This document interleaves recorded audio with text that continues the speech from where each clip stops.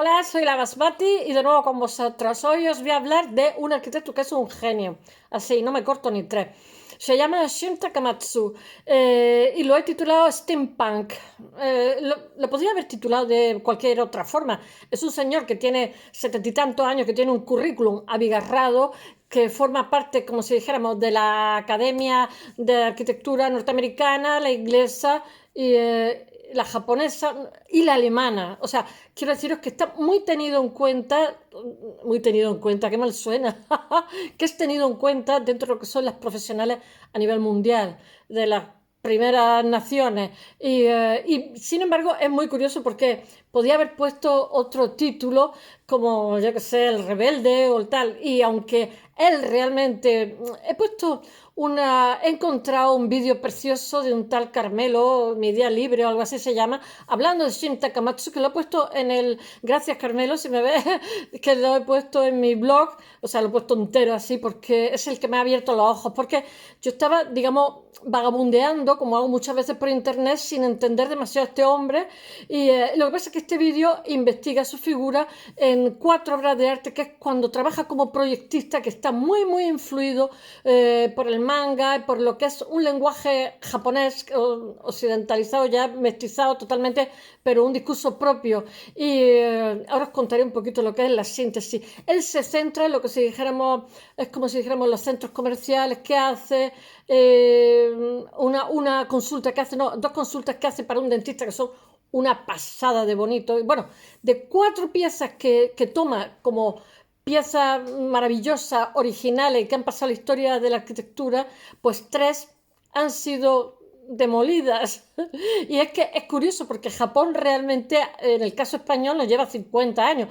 Es la nación más tecnificada del mundo. Entonces hay son muchísimos y el espacio es muy pequeño y son muy desarrollados, están muy desarrollados. Entonces hay una grandísima demanda de suelo, pero sin embargo la oferta es escasa. Entonces, pues allí el 25% de Tokio, como he dicho muchas veces, desaparece cada año. Yo digo, qué locura, están continuamente tirando, haciendo, tirando, en fin. Él pilla una época también entre los 80 y 90, que es una época de burbuja económica y entonces del arquitecto casi le permiten hacer sus locuras barato con respecto a lo que hay, en fin, ahora lo contaré un poquito. Y es que os voy a decir una cosa, la reconstrucción de Japón tras la ruina de la Segunda Guerra Mundial, porque la Segunda Guerra Mundial es suelo japonés y suelo europeo, con los americanos no les costó tanto, no tuvieron que reconstruir el país. Realmente los japoneses toman, como otras partes del mundo, como Europa, el lenguaje de la arquitectura moderna, o sea, Le Corbusier, etc. El parque y el Museo de la Paz de Hiroshima, que está hecho por Kenzo Tange, que ya he hablado de él, pues es un guiñito a Le Corbusier.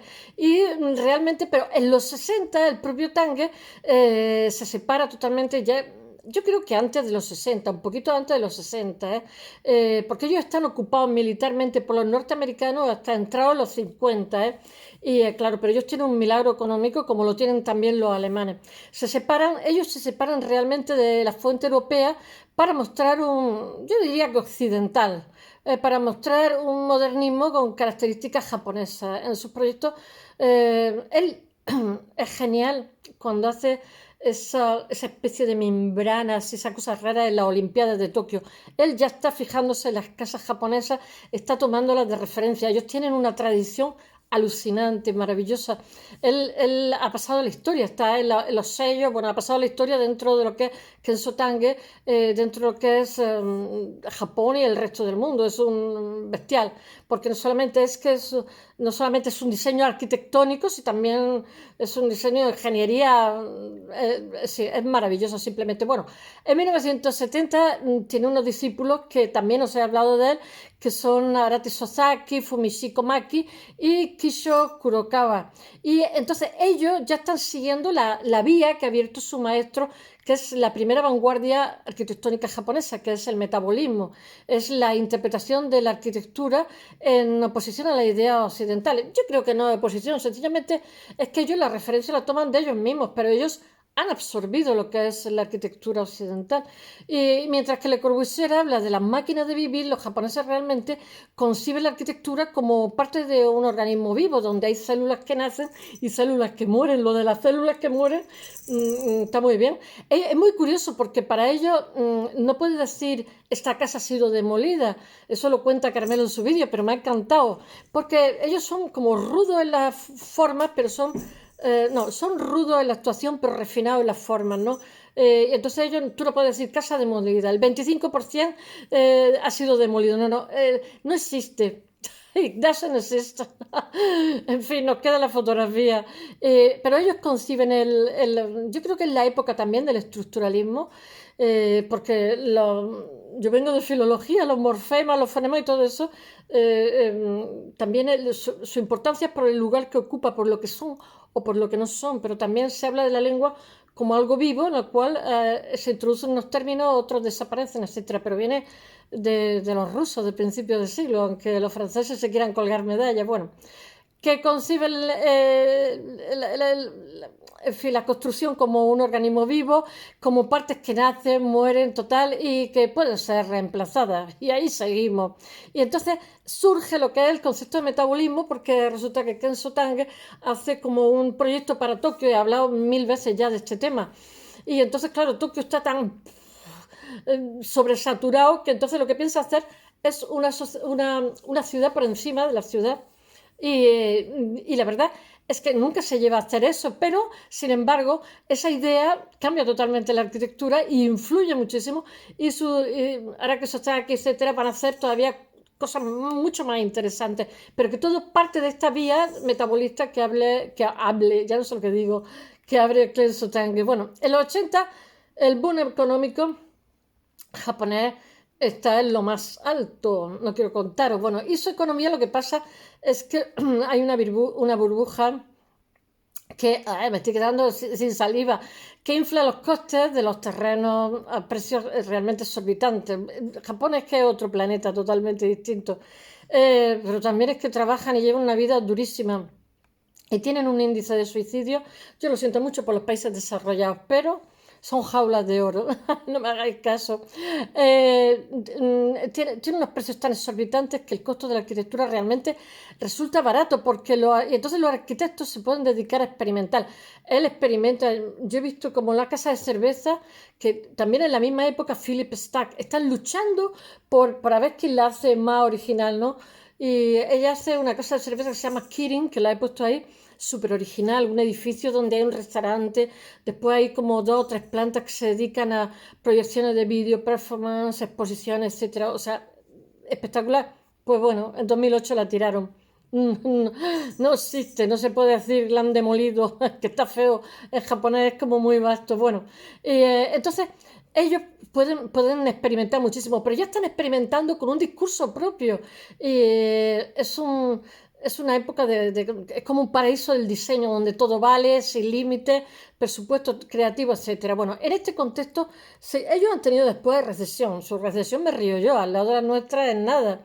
En ese contexto emergen propuestas como la de Toyo Ito, de quien he hablado muchísimo, Hiroshi Hara y Shin Takamatsu, que es del que estoy hablando, que es contemporáneo, coetáneo a esto, en trabajo y en todo. Pero no vayáis a creer que es una persona que utiliza el manga, que es gótico, etcétera, etcétera, sino es una persona optimista, llena de humor, siempre está contando chistes, una persona graciosa, muy carismática, muy delgadito, como buen japo.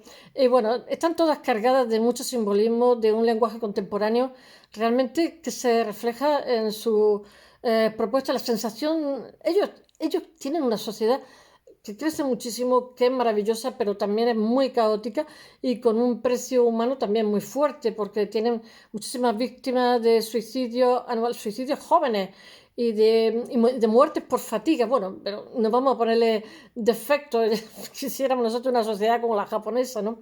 Pero bueno, una excepción en esta época es Tadao Ando, que realmente es como muy sobrio, como muy parco, muy conciso, y es muy ordenado geométricamente y muy ligado a la tradición del paisaje japonés. Bueno, muchas de estas propuestas en un principio realmente lo que eran chocantes para los ojos occidentales, pero después, en esta época los occidentales se hayan inmersos en lo que es, ¿cómo se llama? La posmodernidad, que es muy ecléctica, que realmente la posmodernidad viene de la época de los rusos y lo que está es chocando con la posmodernidad, con la modernidad, perdona, con la tiranía de la modernidad, ¿no? Están diciendo, bueno, que se pueden hacer otras cosas, hombre, que tampoco pase siempre lo mismo, que resulta, que me voy quedando sin luz, que resulta agotador, ¿no? Y entonces a nuestro Shin Takamatsu lo ponen de postmoderno, pero yo tengo mi duda, pasa su fase, etcétera.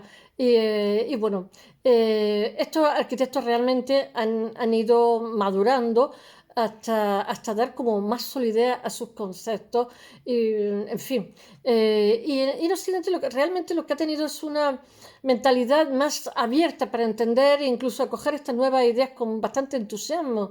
O sea, tener en cuenta que Japón ha crecido tan rápido que determinadas fases se le ha tenido que saltar, como nos ha pasado de alguna forma también en España, cuando hemos tenido la democracia, el desarrollismo de los 70 también, pues yo me di cuenta que no hemos saltado otras cosas que a lo mejor en algunas sociedades europeas han tardado 200 años en hacer, y por unas cosas, por un lado es bueno, pero por otro lado, en fin, pues tiene socavones, no sé. Bueno, voy a contar un poquito la biografía de Shin Takamatsu, que mucha gente le llama el poeta de la high-tech.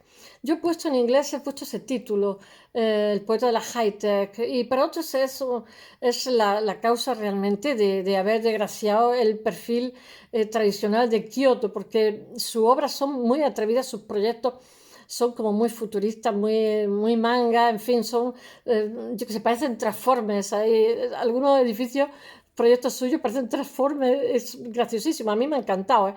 Shin Takamatsu nace en 1948, estudia en la Universidad de Kioto, es profesor también, hace un doctorado en 1975, abre su propio despacho en la ciudad y en el 80 tiene un doctorado y muy joven gana el León de Oro de Venecia.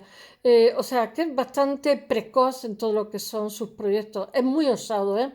Es profesor en la Universidad Técnica de Kioto y en la de Osaka, como he dicho. En los años 80, Takamatsu construye los edificios de oficina de Origin 1, 2 y 3. No sabe inglés, eso me ha encantado. Cada vez que está en Estados Unidos le tienen que traducir, él dice que no sabe ni pun de inglés. Anda que el japonés no es difícil ni nada. Bueno, he estado viendo vídeos suyos en Kioto, en Japón, entre el 80 y el 86. Y en el centro de negocios, Kirin Plaza, de hecho, he puesto muchísimas fotografías, que es lo que he contado, que es una fábrica cervecera. Entonces, todas las fábricas cerveceras estaban pugnando por tener, el headquarter, la casa matriz más despampanante, ¿no? Entonces, es un edificio donde tú podías beber cerveza, diferentes tipos de cerveza, de la Kirin. Hay otro edificio que hace de otras cervezas, Philip Stack, que es muy bonito. Y bueno, nada más y tiene como un restaurante internacional y después tiene varios pisos que se dedican, los últimos pisos que se dedican a performance, exposición y tal. Bueno, pues toda esta maravilla la tiran en 2008. Aquí no se hablan con bromas, son unas sociedades muy difíciles. Y esto es en Osaka, Japón, que la hace entre el 85 y el 87. Y bueno, su proyecto en la década de los 90 se diferencia. Todo esto está puesto con fotografías, con muchísimas fotografías y vídeos se me meten los pelos de los gatos en mi blog. O sea, que si tenéis ganas de ampliar información, ahí está. Bueno, que realmente hay un salto de lo que son sus obras iniciales de cuando es proyectista, que yo las veo muy osadas, muy bonitas y muy originales, y están muy comprometidas con lo que es el concepto de la modernidad y entre sí. Este hombre está ahora mismo, ya os he dicho que sus proyectos han pasado a la historia de la arquitectura. Bueno, destaca el Museo de Fotografía de Shoji en Ueda, en Kishimoto. Vaya nombre, vaya nombre. Shoji Ueda Kishimoto. ¡Buf! Entre el 93 y el 95 os está dando así una radiografía acelerada, porque este hombre es eso y mucho más. Este está compuesto como tiene como 4 cuerpos con una arista muy marcada y la fachada muy reducida. Lo que pasa es que para hablar de este señor hay que verlo en su totalidad. Yo me niego, muchas veces hablo de una obra, puede que mañana os vuelva a hablar de Los Cazadores de la Nieve porque me chifla, ya he hablado 2 veces, hablaré 3, pero eso tiene que ser la excepción, lo hacemos por acotar, porque la universidad siempre te enseñan a acotar, ¿no? Cuando tienes que hablar de algo. Pero realmente, cuando damos una biografía de alguien, pues el problema es de qué cuenta y qué calla, porque es que nunca podemos ver a un profesional si no tiene una idea que abarque el principio y final, porque, y claro, siempre cuando vamos a hacer la biografía siempre hay cosas que nos gustan unas más que otras. Bueno, eh, bueno, pues esto tiene como lo que estaba contando, el Museo de Fotografía tiene hormigón armado y tiene como un muro curvo. Bueno, todo en él sugiere un edificio futurista. Después tiene el Meteor Plus de Mijonoseki. Mijonoseki qué nombrecico, que se lo hace entre el 94 y el 95. También he puesto muchísimas fotografías. Después tiene la sala de oraciones de Serey, de forma octagonal, que están revestidas de madera y cristal. Perdonad que os diga, pero aparte del metabolismo, ahí hay un guiñazo a mí es Van der Rohe que no quiero contaros. Entre el 96 y el 98, pero está bien que tengan su propio discurso. A mí me parece enriquecedor para ellos y para los demás. En 2001 se construye el museo, este está premiadísimo, de Tianjin en China, que es espectacular, sobre todo por la noche cuando se enciende, cuando se ilumina. Y el edificio se levanta sobre una forma, en forma de hoz. Y la fachada, país comunista, le hemos puesto una hoz. La fachada interior está revestida de cristal y se abre una plaza circular con un estanque también redondo. Sabéis que en China el Feng Shui hay que tenerlo muy en cuenta. Nada tiene que tener aristas, todo tiene que estar orientado hacia el sur, las montañas al norte. O sea, aquí en el sur estamos muy bien orientados, tenemos muy buen Feng Shui. Digo yo, en el norte lo tienen al contrario. El mar al norte y las montañas al sur. No, el Feng Shui está aquí. No hay caso. Bueno, entre 2000 y 2003 construye el Teatro Nacional de Okinawa en Japón, que es también famosísimo. Espero que os haya gustado. Os repito que él es esto y muchísimo más. Si veis el blog nos va a decepcionar. Venga, hasta mañana.